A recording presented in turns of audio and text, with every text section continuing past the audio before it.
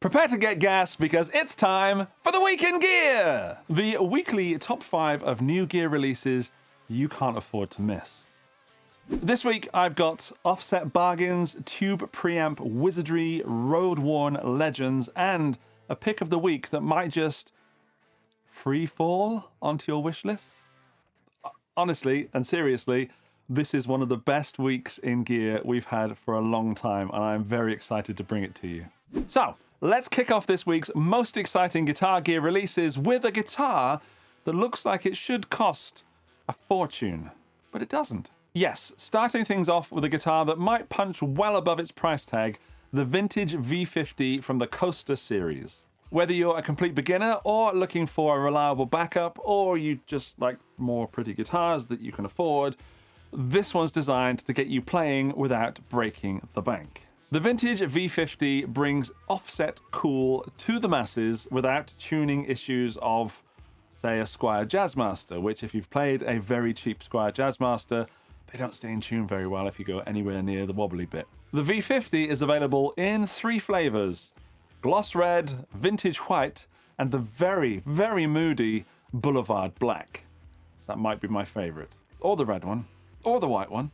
Whichever one you like, each one comes dressed to impress with a very 60s looking 3-ply tortoiseshell scratch plate. Not a real tortoiseshell scratch plate, that would be disgusting and old worldy. The pickups are Allen Entwistle X2C double coils, which, despite sounding like a villain from a Bond film or one of Elon Musk's latest offspring, which could all be the same person, they are the same ceramic humbuckers that you find on other vintage Coaster models. That string-through body is solid basswood, or, here we go again, basswood or basswood, take your pick, fight it out in the comments, with a 22-fret rosewood fingerboard, a maple bolt-on neck, vintage-looking tuners, but not actually vintage. Well, I guess they are. And a very simple but functional hardtail bridge. Now, you can also grab this guitar as part of the Coaster Series guitar pack, which includes the guitar and a padded gig bag, a strap, a cable, a pick, a clip-on tuner, spare strings, and a 10-watt combo amp that, while it doesn't look like the best thing in the world, it will get you making music and making noise. Yeah, nothing wrong with it. Okay, here come the prices. If you just want the guitar, that'll be around 250 notes. I know. If you want the full beginner rockstar experience, then that's going to be around 350 notes. And if the vintage guitars that I've played recently are anything to go by, this new V50 should be pretty good. Next up is something for players who want true amp tone without the amp. The King Imperial Tri-Tube Preamp brings the voice of a boutique combo right to your pedal board. Now, this was first announced at this year's NAMM, but I missed it. Whoops. This is powered by 3 high-voltage 12AX7 tubes, and they aim to capture the Fendery core tone of the Tone King's superb Imperial Mark II amplifier. It is, in fact, the same preamp system that's in the amp. It's got 2 channels. There's a rhythm channel, which is modeled after a clean blackface-era Fender amp, think Deluxe or Twin, and a lead channel that delivers more drive and more mid-range character, which is similar to a classic Fender Tweed amp going into Marshall Plexi tones. You know, sort of American goes British. It also includes built-in spring reverb and tremolo, but I'm pretty sure they're digital, not anything else. Don't quote me on that. Have a look at the specs, find out for yourself. They are, however, both processed in stereo, and if you're into studio use or live use, the pedal offers an extensive feature list for this. Stereo outputs, MIDI integration, an effects loop, which is before the tremolo and reverb, balanced XLR out, headphone output, and USB-C. Ooh. For firmware updates and controlling the pedal and saving up to 128 MIDI presets with some included software. But don't worry, you don't have to use the software if you are scared of computers and want to keep your stuff, your guitar stuff and your computer separate. You don't need it, but it's there if you do. Also included are some 15 custom speaker cabinet IRs developed with Ownhammer, so they should be pretty good. These allow you to, of course, change the output sound of your rig by pretending you're going through different speakers, or going into recording equipment and using a different speaker IR. Price? It's around 599 notes. So no, it is not a budget option. But I am seriously into this, and I had a real problem making this twig list just 5 things and then having to sort of rank them. It's upsetting. I love my Fender Deluxe Reverb, just over there, out of frame. And I also love tweed amps, and I love plexi amps. There's one over there as well. I also love the Tone King Imperial amp. That's not over there. So this preamp might find its way onto my board very soon. I think for any gig that requires just those 2 tones and pedals, this could be amazing. Right, now let's see who's made this video possible. What if one weekend could completely transform your guitar playing? On June 14th and June 15th, 2025, Grammy-winning guitarist KIKO Loureiro is hosting an exclusive 2-day camp in Helsinki, and it's designed to lift your playing way beyond scales and tabs. You'll learn how to solo with purpose, to improvise freely, and to turn those half-baked ideas into actual songs. This weekend is not just about technique, it's about musical transformation itself, with guidance from one of the best in the game. And you get a free license for a Neural DSP plugin. This is all taking place in Finland at a hotel that used to be a prison. Spaces are limited and they're filling up fast, but as a viewer of the Week in Gear, you get yourself a special discount code that you'll find below. So now's the time to register at KIKO Loureiro's Guitar Experience in Helsinki, and don't forget that discount code. Ah, lovely. Now that you've memorized the sponsor, sent this to your bandmate who still insists that tone is in the fingers, and lovingly clicked on the like button, just like it's an original in-the-box clone, we can continue. At number 3 this week is a new series of compact, stage-ready acoustics that promise to deliver far more than their size might suggest. This is Martin's updated Junior series.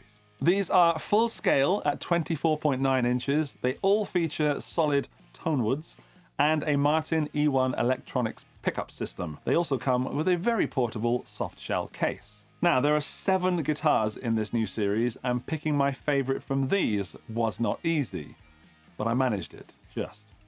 Yeah. So, there's the Dreadnought Junior E, the OOC Junior E, the Dreadnought Junior E Streetmaster, the OOC Junior E Streetmaster, the OO Junior E Sapele, the OOC Junior E Short Scale Bass, and my favorite, the Dreadnought Junior E Street Legend Burst.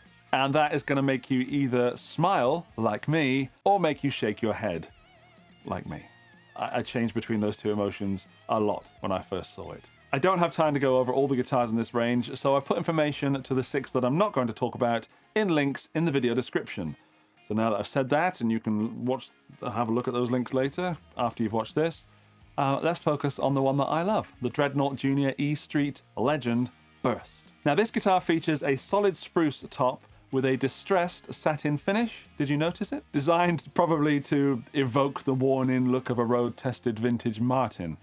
Probably. Now we will talk about that relic finish in a moment. I promise we'll come back to it. That top of spruce is paired with solid Sapele back and sides, so tonewood. The body shape and size is Martin's Dreadnought Junior shape, which is slightly scaled down from a full Dreadnought, which makes it more comfortable for smaller players, not me, and for those who prefer a lighter, more travel-friendly instrument. Yeah, why not? And I'm going to make it look like an ukulele. The Select hardwood neck has a hand-rubbed finish and a 20-fret Richlight fingerboard. Let's talk about the electronics. The Martin E1 pickup system has tone and volume controls neatly tucked away inside the sound hole to keep that aesthetic clean. It's also got a phase switch if you're feeding back, and a built-in tuner which does mute the output. Very useful. Now, let's talk about that finish. Get ready with your fingers for the comment section. This rustic aesthetic is finished with open gear tuners and a faux tortoiseshell pickguard. Again, not a real tortoiseshell pickguard. Splinter wouldn't like that. Let's talk about that finish.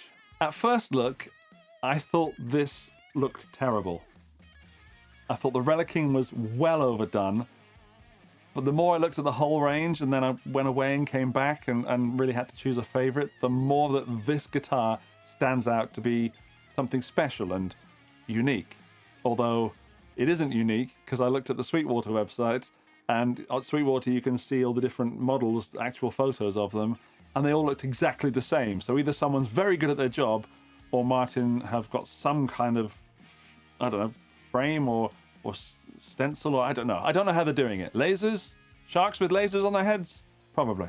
You'll be pleased to know that I will be getting one in the studio. That's the guitar, not the shark with lasers on their heads, for a full review as soon as they get over to Europe. Speaking of Europe, the prices compared to the USA are wildly different. And I don't really like mentioning prices on Twig, to be honest. That's why I say notes and then we have them on screen in case it changes in the few hours that I've recorded this video and it gets edited. And I definitely don't like talking about prices at the moment because they can literally change any second. So whenever I put prices over there, or rather whenever Victor puts prices over there, hey Victor, just use them as a sort of indicator of the price range that they sit in rather than an actual accurate cost. If you want accurate pricing, always check those affiliate links in the video description. Let's talk about Jackson, because they have been on a release frenzy at the moment, and it feels like every week we have a new signature model built for power and precision and injuring people with the body shapes. But this time it's Lee Malia's turn with the Bring Me the Horizon guitar player's signature Jackson Pro Series Lee Malia LM87. That's a heck of a mouthful, Lee. I think this is beautiful, so let's just take a moment to look at it. Nice, isn't it? I think so. Anyway, inspired by the retro Surfcaster shape, which I did not know existed and now I'm slightly obsessed with, this guitar features a lightweight Akume body with a natural open-pore black finish. Whew. Getting hot in here. This shows off the grain while still keeping things sort of dark and understated. I love it. I think it's absolutely gorgeous. I want one. The three-piece Akume set neck is reinforced with graphite, yeah, for added stability. And that's topped off with a 12 to 16 inch compound radius Amaranth fingerboard. It's got 22 jumbo frets, which should be good for chording and things at the dusty end. If you go that high, I'd just want to riff this. The bound neck and shark eye block inlays are oozing class. I've never seen those inlays before. I dig them so much. I might have a new inlay favorite. I love the way this guitar looks overall, and there's something about it that makes me think it's probably pretty playable too, you know, knowing Lee Malia is playing and is riffing. Yeah. There are a few extra details that actually make me think that Lee Malia and Jackson are onto something special here. Number one, the spoke wheel truss rod adjuster, down the place where it should be, is definitely a well thought out design rather than some vintage spec nightmare that you can't even adjust without taking the neck off, especially as this is a set neck. But there's also, for number two, the Tune-o-matic style bridge with anchored tailpiece and the fine tuners. This is a choice you don't often see on a guitar under 1,000 notes, which is a little price tease there. What about the electronics, Andy? I hear you whisper. That is a Jackson LM87 humbucker in the bridge and a Jackson LM87 P90 in the neck. What a combo. You're going to need to control them. Don't worry, there's controls for volume and tone, and it's got a push-pull split coil, and there's a 3-way pickup switch. The LM87 comes with a gig bag, but interestingly, it also comes with 10 to 46 gauge strings. And I'm not a huge Lee Malia fan, but I do know that Lee is more of a C standard tuning guy and below. And I think his E string or C string is even an 80 gauge, which is almost double what you're getting on this guitar. So I guess that Jackson expects you to do a bit of work before you can actually play Lee's riffs, which is a bit of a shame, but I guess it's more universal. Here are the prices, coming in at just under 900 notes. The LM87 is definitely an alternative to like the Les Pauls, Teles, and Strats that you see everywhere at the moment, and I would love to give one a bit of a right old thrashing. In fact, the only thing keeping me from being fully 100% in is that I don't know what Jackson mean by a fast D-shaped neck, and I'm worried that it's thinner than my willpower often. Pick of the week?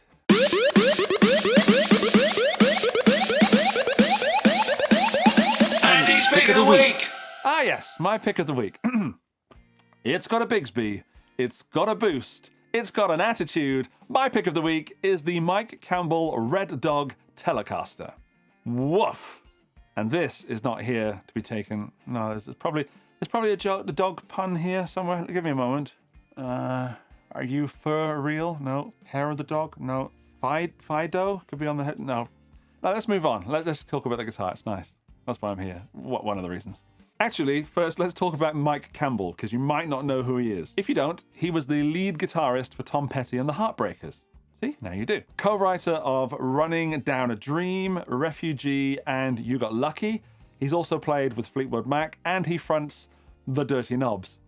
The guitar is part of Fender's Stories collection, and the Red Dog is a faithful recreation of Campbell's road-worn 1972 Telecaster, complete with a distressed heirloom nitro lacquer finish that already looks like it's been played in, and the pickup setup is anything but standard. That is a custom SHH configuration with a single coil in the bridge and 2 covered humbuckers in the middle and neck. And I dig it a lot. Hard. There's also a Destruct boost circuit on board. Maybe you could make me look like Hulk there, Victor. Thank you. And this Destruct boost circuit gives you up to 34 decibels of output via a dedicated foot switch, like a pedal switch from like a Big Muff for your fingers, which is definitely going to be clunky and hard for people to press. But, you know, authentic. Hardware includes a Bigsby B5F vibrato, synthetic bone nut vintage style tuners, and a one-piece maple neck with a soft C profile, which could be fairly chunky. I think that's like an oval C. I'd have to find out. If it's big and chunky, I'm in danger. Luckily, it's a 7¼ inch radius, which I don't really like that much. There's vintage frets. What else? That's about it. That's about as much as I need to talk about. It's red. I think it should be a pretty cool guitar. It looks like it plays like a classic Tele, but with obviously modern manufacturing. The vibe is definitely unmistakably vintage, but that tone is probably full of bark and fight and anger. And if you buy it, it'll be put out in the doghouse. No, still not good. If you do like Tom Petty and the Heartbreakers or any of the other bands I've mentioned, and you like chasing raw, expressive tone that lives somewhere between jangly and unhinged, then the Red Dog will be obediently at your heels. And whether you're a Tom Petty devotee or just love a good story wrapped in a nitro finish, this is genuinely a guitar that makes the butterflies in my tummy have a little dance party. I do need to try and be objective though, because I am a bit of a fanboy. I know this is just another Tele, and I know that that's what many of you are thinking, but I love it, and it reminds me of Jack White's Triplecaster, even though this came first. And while I don't think I would drop the 3,000 notes on it, yikes, I dare not pick one up just in case. I dare not. If you are a huge fan of mics, there is a master-built version, which is wired by Analog Man. Ooh. And currently going for around 20,000 notes, maybe even 22. There are only 75 of these in the world though, however, so come on, treat yourself. Thank you to the wonderful people who support this show on Patreon. Their names are up on screen right now. Hello everybody! Geek of the Week. Not doing that this week. And these people support the show right here on YouTube. They joined the channel. Hello to you as well. Thank you so much. If you want your name up on screen the next time you watch The Week in Gear, then click the join button right here on YouTube or visit my Patreon link in the video description. And here's a special thanks to the bestest of the best top tier members. Alinta, Buddha Blue, Boom Shaka Locker, Buzzle, Dirk, Doug Paget, Hugh G. Rection, Yindrik Strelka, Johnny McBadminton, Mike Lute. This prank is officially sponsored by Jason Welch. Andrew Morgan, Gary O'Neill, Josh Tamberg, Man Dude Bro, welcome new person, PQ Deads, Robin Kelly, Sarang Narayan, and Southern Panda 33. I've been working on my cardio. I Had to breathe then. Oh, I thought I could continue. I didn't. Thank you, top tier members. Don't forget, if you have any thoughts on this week's gear, let me know in the comments section, and I hope something good happens to you today. Bye-bye! There we are.